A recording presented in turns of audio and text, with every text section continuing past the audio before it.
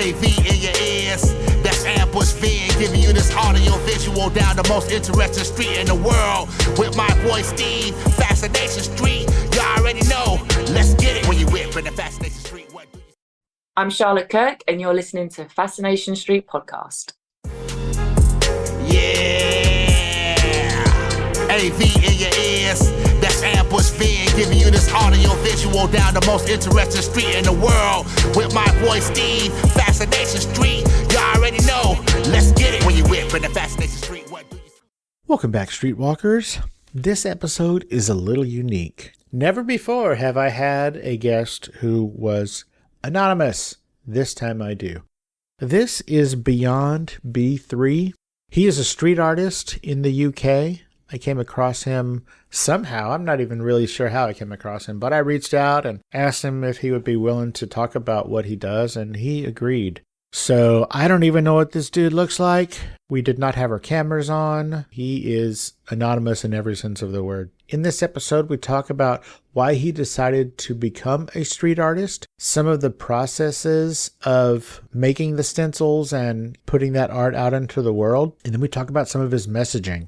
All of his art has messaging behind it, whether it's children of war, knife crime, which apparently knife crime is a big thing in the UK. His most prolific works are centered around these robots. We talk a little bit about why and what those robots represent and how some of those robots are altered to extol different messaging. Of course, we talk about some of his inspirations, be it Space Invader or Stick or Banksy. And I end up looking like a complete and total idiot because some of those people who I thought were anonymous, like Stick and Banksy, actually have names and people know who they are, which blew me away. So we talk a little bit about Banksy and some of that artwork and one that I have seen personally in life. We also talk about some of the more or less mentoring that Beyond has received from some of the other, I thought, anonymous, world-famous street artists. I encourage everyone to check out Beyond B3's Instagram. He gives that Instagram handle in the episode. Go check out his work. It's super sick. And this is my first ever anonymous conversation with thought-provoking street artist Beyond B3. Prepare to be fascinated. Prepare to be fascinated. Prepare to be fascinated. Welcome to Fascination Street Podcast, Beyond B3. How you doing today, man? I'm doing great. How are you?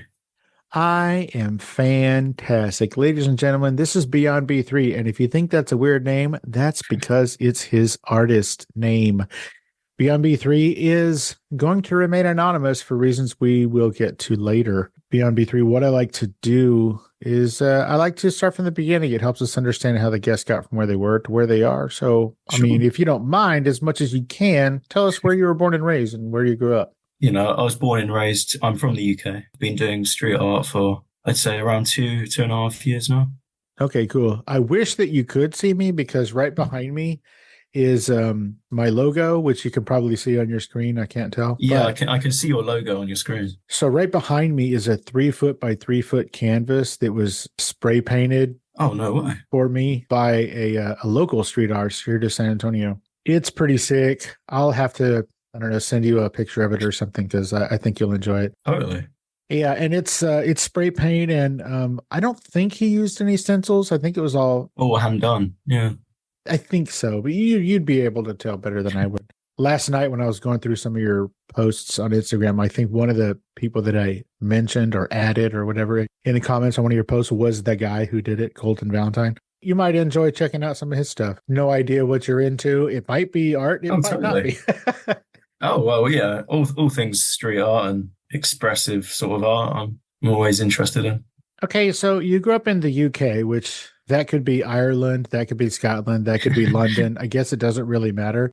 Fairly close to London, actually. Okay. So I see a lot on your posts on Instagram, a lot of your stuff is tagged in London or on specific streets, which I think are in the proximate London area. So we're just going to assume that's basically where you are out of. First of all, let me say thank you for doing this. The time difference is massive, and so just thank you. No worries at all. Now, Beyond B3, First, where does the name come from? Oh, well, that's actually a great question. So when I was growing up, a lot of the art I was sort of taught in school, or the expectations of some of the teachers and that sort of thing, were quite limiting. And I found the name because I sort of wanted to go beyond what these sort of people were sort of expecting me to do. And I found street art as quite an expressive sort of gateway into showing what my like points and that sort of thing. So that's where Beyond came from. Where does the B3 come in? Oh, well, B3 is kind of just be like, be beyond, be like better than people think you can be. But I like just to use B3. It's like a nice short, like abbreviation. Okay. So you said when you were growing up, street art was kind of what caught your eye. Obviously, I don't know a whole lot about the UK. I'm over here in San Antonio, Texas. Tell me about the street art that you were seeing growing up. Over here, a lot of the street art is just like, gang members painting their name so that other gang members know whose territory it is or whatever. What is the street art over there like? Sometimes it's pretty similar. We have a very big tag culture in the UK, and a lot of graffitis mainly using tags. If you go into London or lots of these big cities, there is a lot of street art, but as soon as you go outside of that, there isn't actually that much. And because I was brought up in a place that didn't have that crazy street art sort of scene, even though I was able to go and visit lots of these places in the UK, I sort of felt like I should sort of add a bit of colour and a bit of excitement, character really to a place, They have all these adverts on, walls and stuff, and should be like a two-way conversation. So I'm going to assume, since you said you've only been really doing this for about 2.5 years or so, is that what you said? Yes. So, I've been doing art really my whole life, but street art anyway, I've only been doing for like 2 and a bit years, so not very long. So I'm going to assume that street art, unless you're like Banksy or Stick or somebody, I don't think street art probably pays very well. No. So you have a real job, an actual job that pays you. Now, obviously you're anonymous, so you're anonymous to the world, but are you also anonymous to your friends and family and your employer? No, it's like probably a fairly close-knit circle, but yeah. Okay. Your job, I guess, I don't want to say allows you, but allows you the time to be able to go and do these street art projects? Like you do that in your off hours or whatever? Yeah, sure.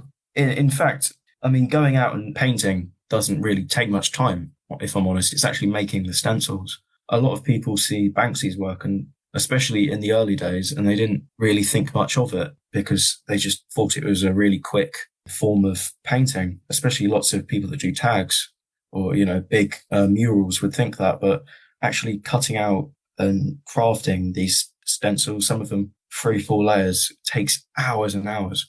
Okay, so walk me through that process. Listeners, we're going to talk about some of his art, like specifics. And I think one of the most prolific art pieces, I guess, that you use is everyday robots, right? You use robots. Yes, yeah. Just walk me through the stenciling process of just a robot. I say they're pretty cool looking, but tell me about the stencil process. Thank you. So originally, when I was first creating them, I would sketch, say, a small drawing of one, like the outline in a sketchbook, and I would blow it up on a printer. And from there, I would go over in marker and then cut it out on a maybe 300 milligram like card or GSM card. But later on, I would just do it full freehand on card or cardboard. Some of the small ones, I think, only take 30 minutes. But if you're looking at a big one, like the 7-foot one, that'd probably take 5 hours, I think. Are you cutting these out with like an X-Acto knife, or do you have special? Oh, just like a little craft knife. No. Oh, wow. Okay, so what do you do with these stencils when you're done with them? Like when you use one, does the process of using it ruin it? Not really, actually. You can reuse them, recycle them. Famously, Banksy, when he was doing some of his rats, he would just recycle the stencils and do them over and over again. Even if like the stencil's kind of ruined, you can still sort of trace around it and remake another one from that one. But I've got a few I've framed that are kind of tatty, so even if they're kind of ruined, you can just, frame them and sell them. Let's talk about anonymity. Over here, a lot of street artists are anonymous because it's illegal to, I guess, just paint property that's not yours. Is that the reason that you're anonymous in the UK? Sure, that, and I don't entirely think I should have anything to do with my art. I think my art should be its own thing, if you know what I mean. I think it would be wrong of me to like even if I didn't do street art, if I make a piece of art that's about, a war or something, I don't know if I would like to have my name on it, really. Now, art is generally very personal to people, and that's why they sign it, and that's why they're so protective of Yeah. it. So why do you think that you don't want your name, I guess, attached to the art itself? You sign it beyond B3 or whatever, Yeah. but why are you so anonymous, I guess? I've just always thought it shouldn't be about me. You should always focus on the art. I've always seen people when they have art that's signed by the actual person. I've always thought you actually then want to find out more about the person sometimes than the actual art. And I've always thought the painting should be about the painting and why the person's made it, not so much who the person is and why they're so famous.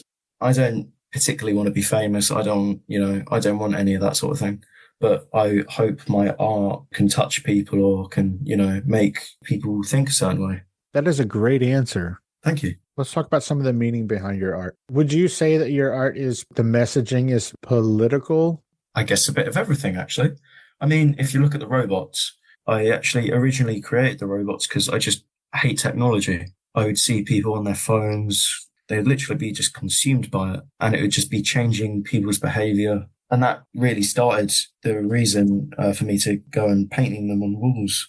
But, some of these other things, for example, like my teddy bears. Those are heartbreaking. I just want to say, I don't know if you're using the tears of children to paint these, but just visually, like every single one of the those teddy that I bears. have seen, the teddy bears, they're bold in their statement, but also they're super sad because, I don't know, just the juxtaposition, like the teddy bears, some of the ones I've seen are just like teddy bears holding guns and just crazy shit like that. And that it breaks my heart, man.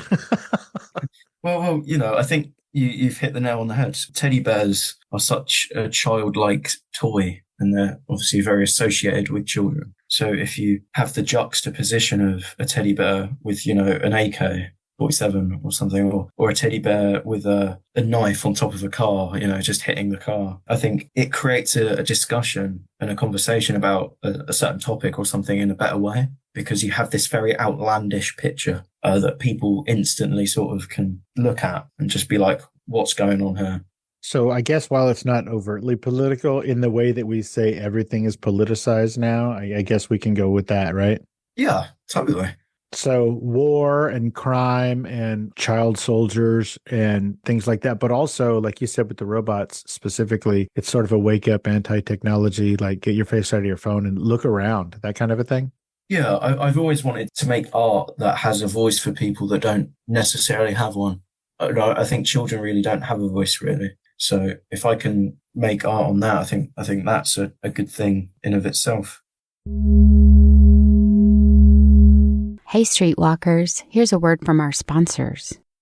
Pull up a chair, make a pallet, or take a knee and tune in to Landon Talks with Kate, a conversational podcast blending humor, southern charm, and insightful discussions. We'll sip on some sweet tea and deep dive into topics ranging from caftans to collard greens, from art and literature to health and wellness, to internet trends and entertainment, and so much more. Expect listener questions, personal stories, and exciting special guests. Perfect for those of y'all who love to chat and learn something new every week. It'll be a relaxing, good time full of laughs and a lot of heart. Y'all come hang out with us everywhere podcasts are found. Let's get back into it. Some of your robots, you have different phrases or different names for them or whatever. And I'm assuming that's just you're using the same robot to maybe use a different message. Like you have attack robots versus everyday robots. Yeah. So I have ones that are sort of holding a gun. And then I have the traditional ones that are more like symmetrical, if that makes sense. And they aren't holding guns. Ones holding guns are just called attack robots. But I've had quite a few in the past. I've recently experimenting with what works. So some of your robots, I guess almost all of your robots, the head is kind of a screen, almost a TV or a computer screen. Yes. And in some of those robots, you have different things on the screen. One of the things is "Our time will come." What does that mean? So That's referring to the robots, eventually, they're going to take over the world and that sort of thing. It's just a funny sort of phrase that I thought would sort of be quite funny, but out on the street, it might, make people think. Yeah, it's a little ominous. I wouldn't say funny. It's ominous, a bit funny, but.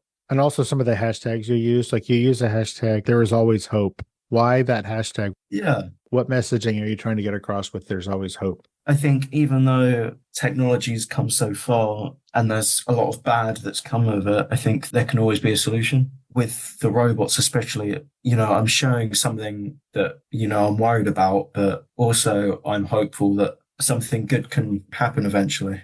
That makes sense. Wake up is one of the big ones.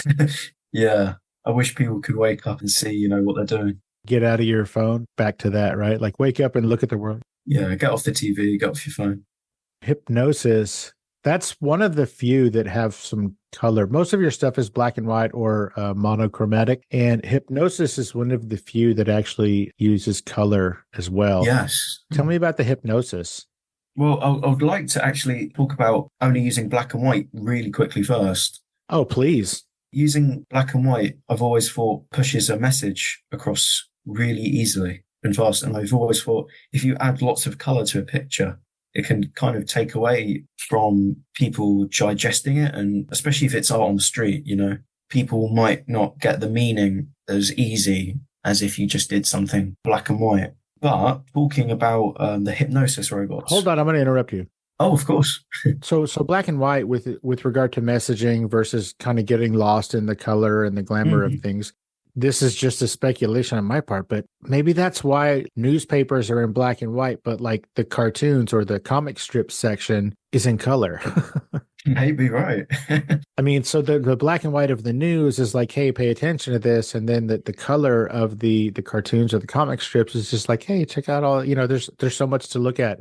That's why I guess people get lost in comic books. There's a huge thing, I guess. So maybe that's why the news is always in black and white, so that you pay attention and don't get distracted other than the actual message. Exactly. It serves a purpose, I guess. A bit like adverts on walls and that sort of thing, Mm-hmm. It's thought out and done for a reason, to grab people's attention. Fantastic. Okay, now get back to color. Oh, yes. So when I do like prints, for example, so the hypnosis is a print I did. I'm actually standing in front of it. It was an A2 print I did on a yellow card. And I did sort of spirals in the screens to sort of show how the TVs are sort of hypnotizing people. Why did you choose to use color instead of stick with black and white on those? If I'm honest, I don't actually know. That's a great answer. It's nice to try new things and to sort of experiment, really. Now, we're going to jump all over the place.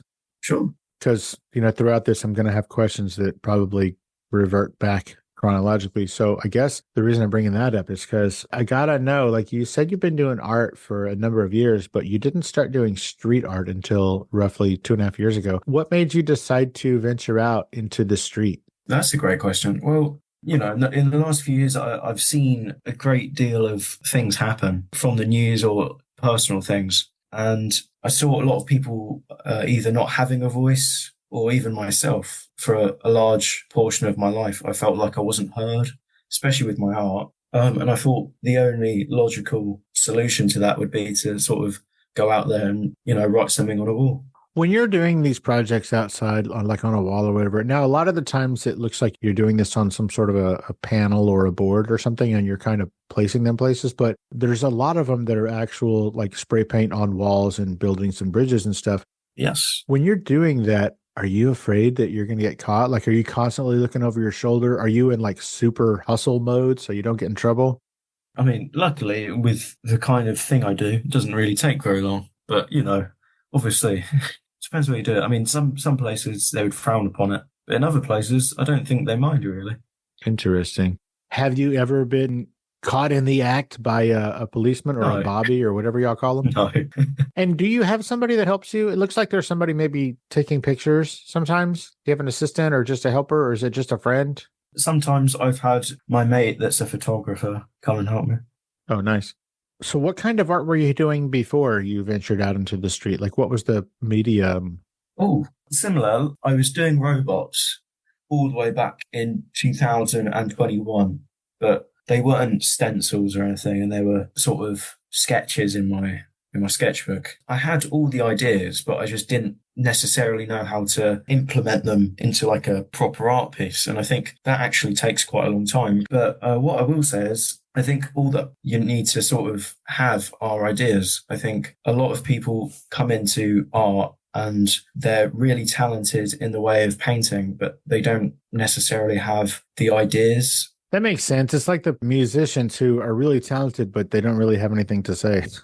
I guess so. Okay. Also, again, we're jumping all over the place. One of the first things that you posted was sort of a pencil art. It was acrylic Yes. on card, I believe. And what it looks like is it's kind of a pencil with maybe some limbs. I think that's the very first thing you posted on this version of your Instagram. And the reason I say this version of your Instagram is because a little while later you post, like the first time you post a robot, you say something like an updated robot. Oh no, it says, quote, now slightly different from a while ago. Yes. So that's 2 pictures on the post. When I originally put that stencil up, I had the screen sort of not filled with any sort of color. So you could sort of write in it, if that makes sense. It does. And I went back a week later and people had like put like little phrases. And I thought it was quite genius, really, because I had made a piece and people were sort of adding things to it and coming to their own conclusions on certain pieces without me having to say what it is or add any writing to it. Now, you mentioned those, but was that under a different Instagram handle or something? No. No, it was there. Well, where are they? Oh, yeah. Because, You can see both things on that one. oh, well, I am loco. Well, let's talk about some of those phrases. So did you later on to incorporate any of those phrases into some of your actual work, or are you just letting the people, like a lot of them, like there's some where you've spray painted the robot on a wall and someone has written with a marker or something inside the screen. And I don't know if that's you. No, see, yes, that's what I was saying. A lot of people, when I was originally doing them, when I put them on a wall somewhere, they would come to their own conclusions of what these sort of creatures were. And they would write on one, New World Order, humans not needed, and, little silly things like that. But I thought it was kind of quite lovely that, random people had sort of seen these things and sort of added what they thought it meant to it. When you said now slightly different than a while ago, looking at it now, this is 100% my misheard interpretation. I was It's okay. assuming that you had developed these robots maybe 2, 3, 4 years ago, and you had made some adjustments to your style of robot. Oh, no. But now that I'm looking at it and, after talking to you, that makes more sense. Like you put this robot on the wall and then sometime later you come by and someone has added to it, like you said, written in it. Well, that makes a lot more sense. I'm so glad I asked. It's okay. So that doesn't offend you, right? When you see people who've written in it? Oh, no. A lot of people I either know personally or I know of apparently get quite annoyed when people sort of go over their art or write over it. But I think it's actually quite nice. And I think that's the point of street art. It doesn't last forever. And I think it should be for everyone. So it gives them no right to have a wall for themselves. It's not their wall at the end of the day. It's not my wall. Do you ever ask permission from the whoever does on the wall? If it's owned by someone and if it's like a commission, of course. But obviously, if it's just something on the street, no. So you do get commissioned to do some of these? Occasionally, yeah. Nice. Let's talk about knife crimes. Oh, of course. So you have a series, some of them are more detailed than others, but you have a series of, I'm going to call them knife crime drawings. There's knife crime birds, there's knife crime cats. Yes. Tell me about the reason behind the knife crimes. I mean, some of these are like the bird ones, let's just say it's like pigeons with knives instead of heads. Yes. Some of them are, it almost looks like they're fighting with each other. So tell me about knife crimes. So, especially in London, knife crime is a huge, enormous issue. Is it because y'all aren't allowed to have guns? Is that why? I mean, I think there are a few people probably that have them here. Well, sure, yeah, the baddies. But I mean, like over here, people just shoot each other all the time. A couple of days ago, I don't know if you heard or care, but like the CEO of one of the largest health insurance companies in the world was like just shot on the street dead. Really? In Manhattan. That was like 3 days ago or 2 days ago. Gosh. They haven't caught the guy who did it yet, but I don't know. Maybe they're on to him. I'm not really sure, but I'm not sure on the details, but I think at the end of the day, when he walked out of the building, somebody just shot him, like killed him, and he's dead. So, like, we have, obviously, you know about all the school shootings. We have a lot of shooting crimes here in America, but it's because there's more guns than there are people in this country. Yeah. And so I'm thinking maybe if we didn't have guns like you guys, if they weren't as readily available, maybe we would also have a lot of knife crimes because people are fucking crazy. So tell me about the knife crimes. Why the messaging on the knife crimes? Sure. I'd love to share that. With the birds, for example, pigeons are obviously a common bird in London, or most of the UK. Knife crime is as well. So I sort of put the two together because pigeons are, I mean, I wouldn't call them vermin, but do you have any sort of animals over in the US that are quite vermin? Yeah, pigeons are in all of the cities, even the small towns. They're in whatever the most populated areas of the cities. We have pigeons. Right. So I've sort of put the two together, and I saw on the news quite a while ago, a child got stabbed by some crazy guy with a knife, and it just sort of compelled me to make art about it. And because pigeons are very common, I just sort of wanted to, make a sort of statement about how knife crime had got to the point where it literally is as common as seeing a pigeon. Do you think that bringing that sort of awareness, that sort of messaging would, I mean, I know you're writing, I think it's you, or for all I know, someone else is writing it, but some of these say stop killing next to them. Do you think that the messaging is going to maybe bring awareness or even maybe help? And like you said, it's kind of rampant and everywhere, but do you think that your messaging is going to make a difference? I don't mean to sound trite, but I don't actually think it would, but a part of me wants to try, if I'm honest. Because what have you got to lose, right? Why not? Well, exactly. If I'm being completely honest, there's a lot of people that, especially in the UK, that do art or street art and cover similar things. But in the great scale of something like knife crime, I don't entirely think it's in my control to make a change. But I wish I could. Do you know what I mean? I think that's what my art is sort of showing. Hey, Streetwalkers, here's a word from our sponsors.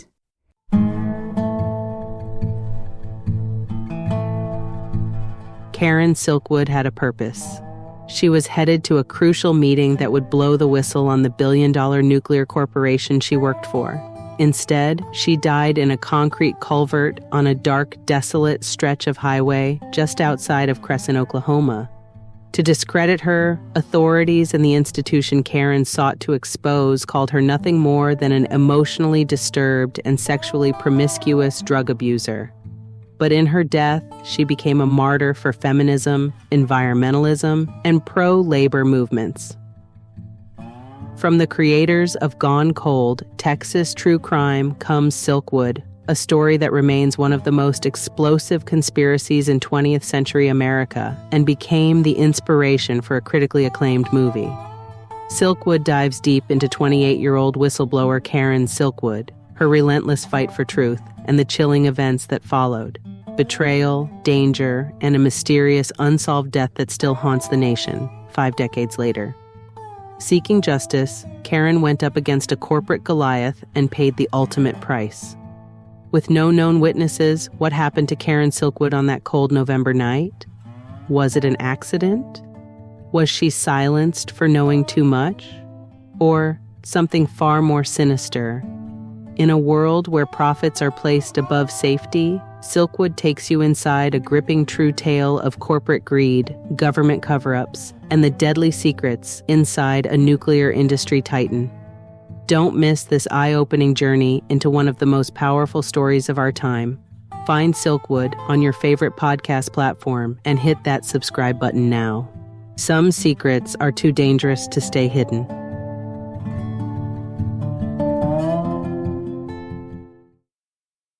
Let's get back into it.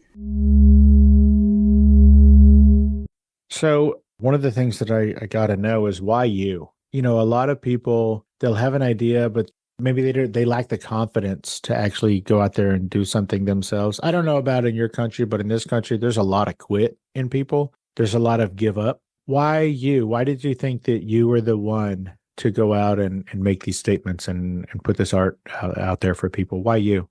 because I haven't got anything to lose. Right. Cool. Be the change you want to see in the world. On some of your postings, you mentioned that you have prints, and there's one thing you keep saying, lino, Lino. I don't know what that means. What is a lino? So a few of my earlier prints are on lino. So that's a form of printmaking. Like a lithograph, but it's different? I mean, yeah, I think so. I kind of use a roller with ink, and you roll it on the lino sheet, and then you print it on card. Okay. So before I was able to do screen printing, that was sort of the main or only way of me sort of creating prints off of the street art. Does that make sense? Yeah, for sure. I see in one or two of these posts, obviously your face is blurred, but it appears that you're wearing a robot t-shirt. Is that true? Yeah, certainly am. I looked in your post, like in your profile, there's no link to where people could buy these things. You advertise that you have these things, linos on cards, and there's prints, and there's like apparently t-shirts. Are they all just for you? Like, where could someone else get one? No, if someone wants something, they can message me. I will be making a website, I guess, at some point, but I've never been much inclined to selling a lot of work and making money on it. I've sold stuff in exhibitions recently and stuff, but, you know, I'm not too inclined, if I'm honest, at the moment. I want to continue my sort of stuff outside, and then, you know, after a while, we'll do more prints and so on. Nice. Are you inspired by other street artists, the ones that we know, like Banksy and Stick? Of course. I think Shtick is by far. Oh, is that how you say it? I mean, I think you can say it both ways, if I'm honest, because my mum actually introduced me to him as an artist a very long time ago, and that's how she pronounces it. So interesting. Okay, so how excited were you when he followed you? Because Stick follows you. Stick follows you. Yeah, I was amazed. I was very happy. He's a great inspiration. How long has he been following you? Oof, I can't remember. I say he. I have no idea, because that person is anonymous as well, right? They used to be. They aren't actually. Oh, Stick, like we know who that is? Oh, cool. Is it a boy? Is it a man? A male? Yeah, a guy. Oh, okay, cool. So have you corresponded with him at all? Like, I know he follows you and you follow him, but has there been any messaging between you two of you? Oh, yeah, we speak fairly regularly. What? That's amazing. Does he give you pointers or tips, or do y'all just talk about random stuff? He's given the best advice I think I've ever had. Genuinely, he's a great human. He's a great guy. Would you be willing to share that advice with the rest of us, or is it secret? No, can't do that. Okay. It is secret. All right. Rad. Okay. So Space Invader, Stick, Banksy. Is this like the Mount Rushmore of what you're trying to do as far as messaging and style and platform? I've always loved Keith Haring's work. Obviously, he's not here, but I think that's what the pencils are almost like, you know, they're in that sort of style. So I think by far he's the sort of one that stands out in terms of my inspiration. Also, Banksy, I think, you know, what he's done, especially in the UK, is outstanding. Now, I have seen actual Banksys, you know, standing in front of one or two. Let's just say there's one in Park City, Utah, which is right outside of Salt Lake City in Utah here in America. And there's like this super small, fancy downtown. It's very popular for, I guess, wealthy people to go skiing and whatever. And in that downtown, on the outside side wall of an art gallery. I know exactly what one you mean. Oh, you do? Yeah. Have you been there, or you've just seen it? No, I just love his work. So that one, I guess some smart person came by and like it's like glass, but it's just plastic. They protected it, I guess, with plastic. But because everybody is an asshole, now that piece of plastic is kind of shattered, or at least when I was there, it was kind of shattered. So like it was still protecting the art, but it was so cracked and broken that you couldn't even really appreciate the art. Right. Are you worried at all that people would deface your art? Oh, no, I don't mind at all. I don't care. I don't really think about that sort of thing. Because once you put it out there, is it not yours anymore? Oh, yeah. It was never mine really anyway, you know? But in the way of, one, it's not my wall. And two, if someone else doesn't like it and wants to paint over it, that's perfectly fine, you know? Interesting. Now, I know that I asked you about selling your pieces and your art and maybe on things like t-shirts and prints and whatnot. This is going to sound super crazy, and I will not be offended at all about your answer. What are the chances that I could get a framed original Beyond B3 robot? Me over here in America. I'll think about it. No, of course, sure. No, of course you can. Oh, that would be amazing. Let's talk about what your plans are for the future. What do you hope to get out of this? I know you're trying to wake people up to different bits of messaging that we have talked about, but other than that, what's your end goal for this art? Why are you doing it? Just to make people think about things more. You know, there's a lot of horrible things that go on in the world, and I just want to show people my sort of artistic take on it, and hopefully they get something out of it. But other than that, to be quite honest, I don't really think I want anything. I never want to be, the next Damien Hirst or something, if that makes sense. It does. Are you going to stop ever? Oh, no. No? Unless I die. So you think you will stop once you don't breathe anymore? I assume so. I know branding is not really a thing that you particularly care about, it seems, but is the robot going to be kind of a through line? Is that your mainstay? I mean, I know you've done knife crimes here and teddy bears there and, some pencil art and a few other things, but is the robot like your main character, so to speak? It's something I'm more known for, but at the same time, I'd say watch this space, I'm still thinking of new ideas, still growing as an artist, I'm quite young still. So I'd say watch this space. Are you quite young? Because your voice sounds like you're in your 50s. No, not at all. I'm not in my 50s. Oh, that's good. That's good. That means we got a lot more robots and other things to look forward to. Are there any other topics that you're, I guess, mulling over in your head or in your sketch pad? We talked about gun violence and war children or whatever, and then knife crimes and, technology being the bane of your existence. But are there any other new things you're working on, new topics? Yeah, sure. So I want to start covering more things with disabilities or people that have illnesses, if they're like sick. I want to have pieces that can be associated with that sort of thing, if that makes sense. So with disabilities, do you mean like the accessibility for people with disabilities? Do you mean stuff like that? Or do you just mean in general, like... Yeah, to make people more aware of certain things, maybe. Okay. I know you said that right now you're not really interested in making any money or being known. Do you think that there ever will be a time like Banksy, he was just doing his stuff all over the place. And then all of a sudden, it seems like to me, all of a sudden, he was just the most famous street artist on the planet. And then at a certain point, he started selling his art, I guess, like at Sotheby's or whatever, auctioning off pieces. Well, he never made any money off the Sotheby's stuff. That was all the auction houses. Okay, so how did they get that? I mean, I'm sure, well, I mean, you probably know better than I do because... So all the art that Banksy or Robbie does on walls... Did you say Robbie? People know who he is. It's been out since 2008. What the hell? Oh my gosh. I am a fool. I don't know. I just figured all these people were still anonymous. People know who Banksy is? In the That's UK. crazy. Yeah. I won't say his last name. Sure, Robbie Banksy. Got you. Wow. Okay, so go ahead. Every piece that was originally street art in the sense that it was outside, people would have essentially just taken that and then sold it to a third party, like an auction. But how does that work? So like he spray paints on the side of a brick wall. Are they cutting out the bricks? Like, I don't understand. Sometimes, they just nick it. Even if it's not their wall, someone will come with a big saw and cut it out. Whoa. Yeah, it's a huge, huge thing. Wow. Crazy. If somebody does that with your stuff, are you going to freak out? No. Don't think that will ever happen, but I don't know. If it did, I wouldn't Your mind. stuff is pretty sick.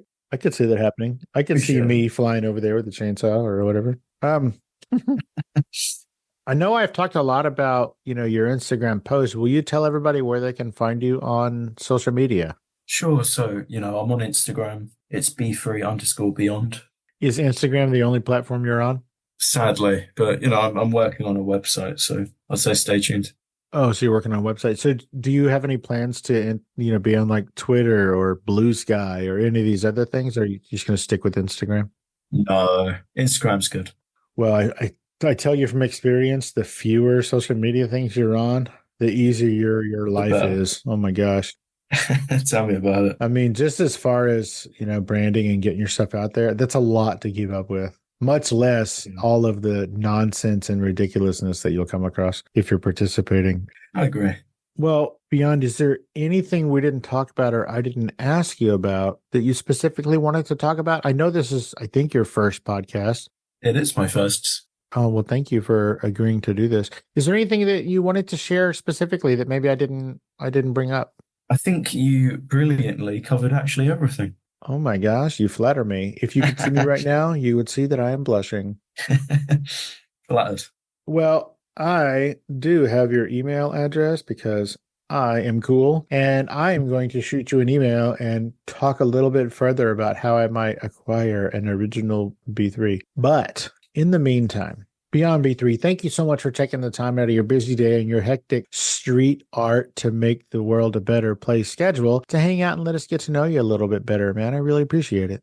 It's a pleasure. And you? It was 100% my pleasure. And thank you so much, man. I really, really, really appreciate it. And I hope that you have a great, Boxing Day. I don't know what y'all do over there. I have no idea, but you too, man. Have a good holiday, man. Thank you again. I really, really appreciate it.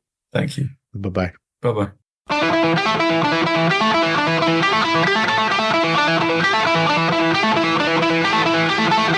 Opening music is the song FSP Theme, written, performed, and provided by Ambush Vin.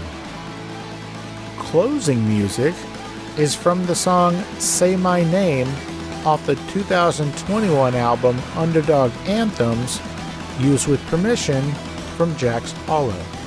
If you like the show, tell a friend. Subscribe and rate and review the show on iTunes and wherever else you download podcasts. Don't forget to subscribe to my YouTube channel. All the episodes are available there as well. Check me out on Vero at Fascination Street Pod and TikTok at Fascination Street Pod. And again, thanks for listening.